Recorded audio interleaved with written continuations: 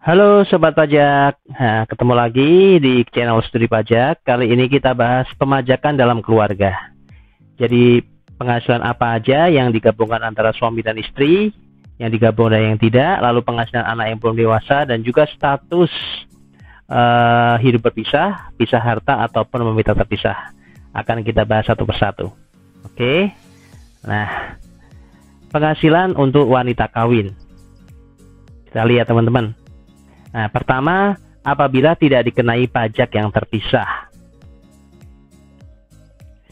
Dalam pasal 8 Undang-Undang PPH dijelaskan bahwa seluruh penghasilan atau kerugian bagi wanita yang telah kawin pada awal tahun pajak atau pada awal bagian tahun pajak, begitu pula kerugiannya yang berasal dari tahun-tahun sebelumnya yang belum dikompensasikan, dianggap sebagai penghasilan atau kerugian suaminya, kecuali penghasilan tersebut semata-mata diterima atau diperoleh dari satu pemberi kerja yang telah dipotong PPh pasal 21 dan pekerjaan tersebut tidak ada hubungannya dengan usaha atau pekerjaan bebas suami atau anggota keluarga lainnya.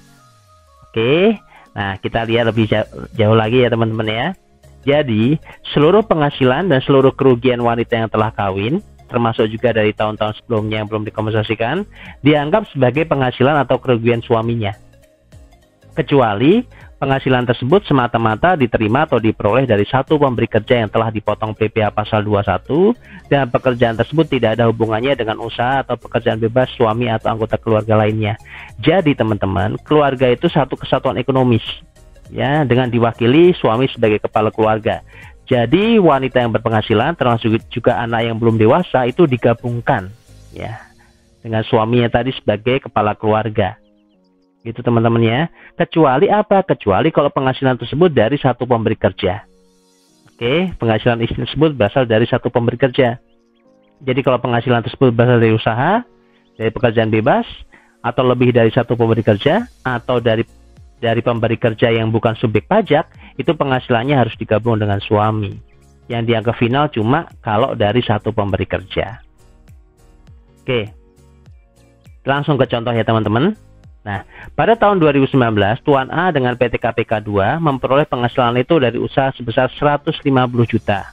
Dan dia mempunyai seorang istri yang menjadi pegawai dengan penghasilan itu 100 juta dan telah dipotong PPh pasal 21 sebesar 2.300.000. Apabila penghasilan istri tersebut diperoleh dari satu pemberi kerja dan telah dipotong pajak oleh pemberi kerja dan pekerjaan tersebut tidak ada hubungannya dengan usaha suami atau anggota keluarga lainnya, penghasilan itu sebesar 100 juta tersebut tidak digabung dengan penghasilan A dan pengenaan pajak atas penghasilan istri tersebut bersifat final. Jadi tidak digabung.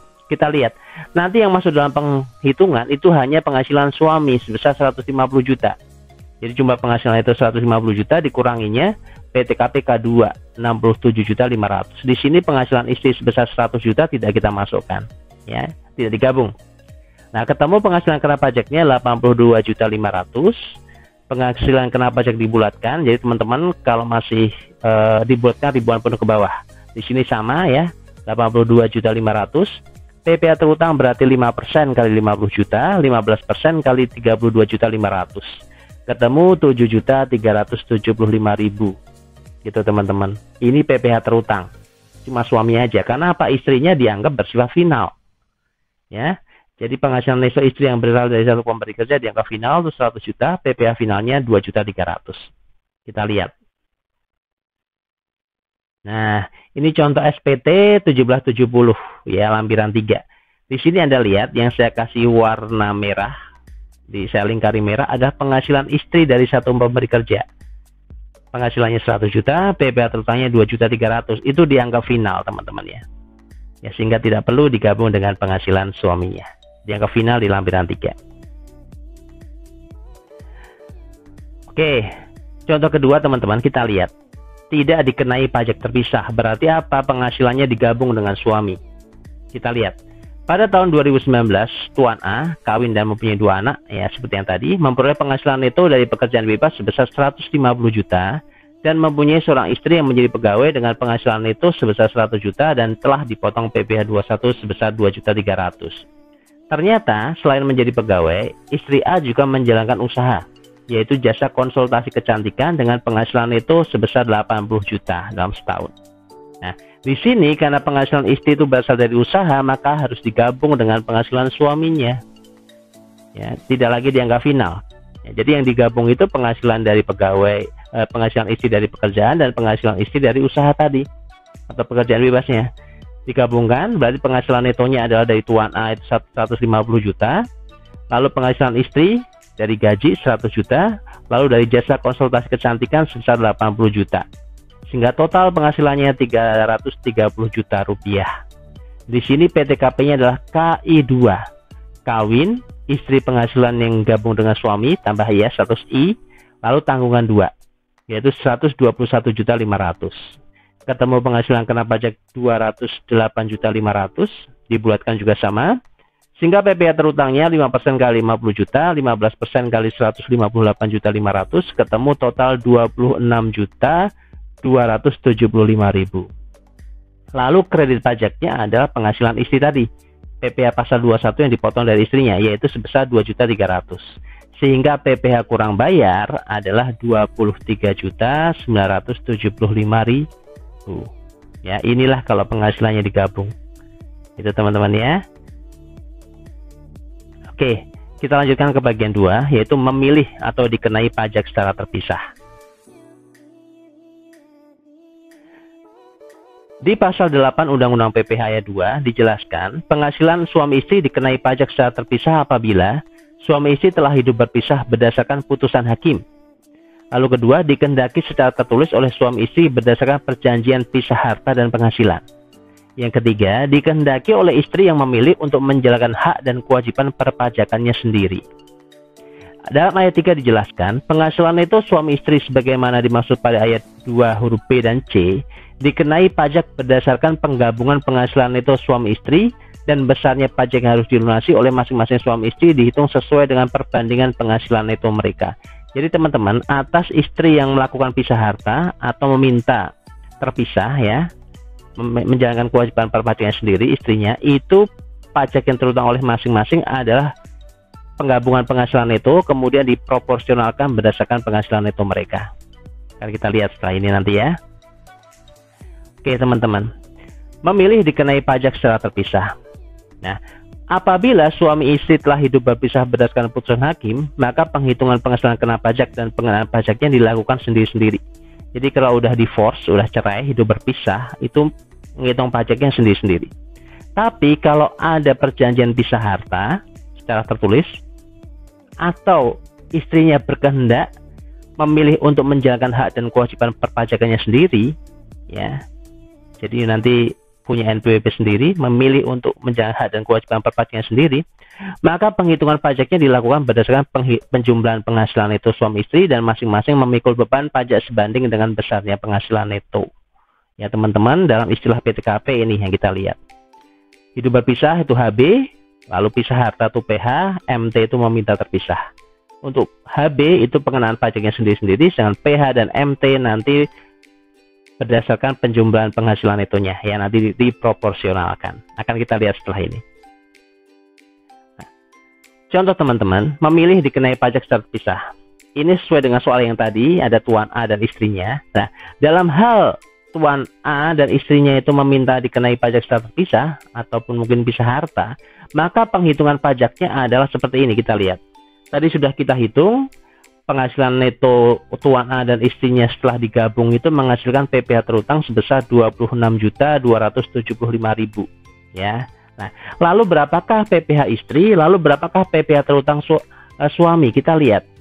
PPh suami adalah penghasilan neto suami dibagi atau per jumlah penghasilan neto dikalikan PPh terutang. Berarti teman-teman 150 itu penghasilan tuan A dibagi jumlah penghasilan netonya yaitu 330 juta dikalikan PPh terutangnya yaitu 26.275.000. Berarti PPh terutang oleh suami adalah 11.943.182. Lalu kalau itu istri, berarti penghasilan neto istri dibagi dengan jumlah penghasilan neto dikalikan PPh terutang yaitu 180 juta dibagi 330 juta dikalikan 26.275.000. Ketemunya 14.331.818. Jadi proporsional berdasarkan penghasilan neto mereka ya teman-teman ya. Ini untuk status pisah harta dan meminta terpisah. Oke. Nah, sekarang kita lanjutkan dengan penghasilan anak. Anak di sini yang dimaksud adalah anak yang belum dewasa. Ya, di situ dijelaskan dalam pasal 4 pasal 8 Undang-Undang PPH ayat 4 dijelaskan penghasilan anak yang belum dewasa digabung dengan penghasilan orang tuanya. Ya, teman-teman. Nah, kita lihat. Penghasilan anak yang belum dewasa dari manapun sumbernya, apapun sifat pekerjaannya, digabung dengan penghasilan orang tuanya dalam tahun pajak yang sama. Kriteria anak yang belum dewasa itu adalah anak yang belum berumur 18 tahun dan belum pernah menikah. Ini definisi dari undang-undang ya teman-teman ya. Oke, kita lihat nanti bagaimana dengan. Nah, jadi anak yang telah berumur lebih dari 18 tahun tapi belum menikah dan masih menjadi tanggungan sepenuhnya bagi orang tuanya, itu boleh diperhitungkan sebagai tanggungan dalam menghitung besarnya PTKP. Boleh masuk tanggungan kalau udah di atas 18 tahun tapi menjadi tanggungan sepenuhnya dan belum menikah. Nah, apabila seorang anak belum dewasa yang orang tuanya telah berpisah, menerima atau memperoleh penghasilan, pengenaan pajaknya digabungkan dengan penghasilan ayah atau ibunya berdasarkan keadaan yang sebenarnya. Ya, jadi kalau orang tuanya udah hidup berpisah, ya lihat kondisi sebenarnya. Anaknya ikut siapa? Ikut bapaknya atau ikut ibunya? Ya, nanti digabungkan dengan tergantung kondisinya seperti itu. Nah, rekan-rekan, kita masuk ke latihan.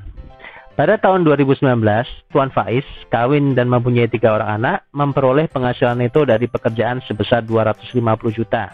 Yang telah dipotong PPh pasal 21 sebesar 23.700.000 dan mempunyai seorang anak yang menjadi artis cilik dengan penghasilan neto sebesar 100 juta dan dipotong PPh pasal 21 sebesar 2.500.000. Hitunglah PPh terutang dan PPh yang kurang atau lebih dibayar.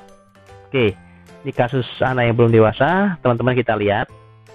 Nah, penghasilan Tuan Faiz dan anaknya itu digabung di 250 juta ditambah 100 juta menjadi jumlah penghasilan netonya 350 juta. Lalu PTKP K3 72 juta. Sehingga penghasilan kena pajak sebesar 278 juta. Kita kalikan tarif pasal 17, PPh terutangnya adalah 5% kali 50 juta, 15% kali 200 juta, dan 25% kali 28 juta. Ketemu PPh terutang 39.500.000. Kita kurangkan dengan kredit pajak berupa PPh pasal 21 yaitu 23.700.000 dan 2.500.000 yaitu 26.200.000 sehingga PPh kurang bayar adalah 13.300.000. Ya, ini penghitungan teman-teman untuk yang penggabungan penghasilan anak yang belum dewasa ke penghasilan orang tuanya. Oke, teman-teman, terima kasih. Ini semoga bermanfaat. Thanks banget buat yang telah melihat video ini dan juga terima kasih kepada teman-teman yang sudah prepare slide ini. Selamat bertemu lagi di video yang lain dan ciao.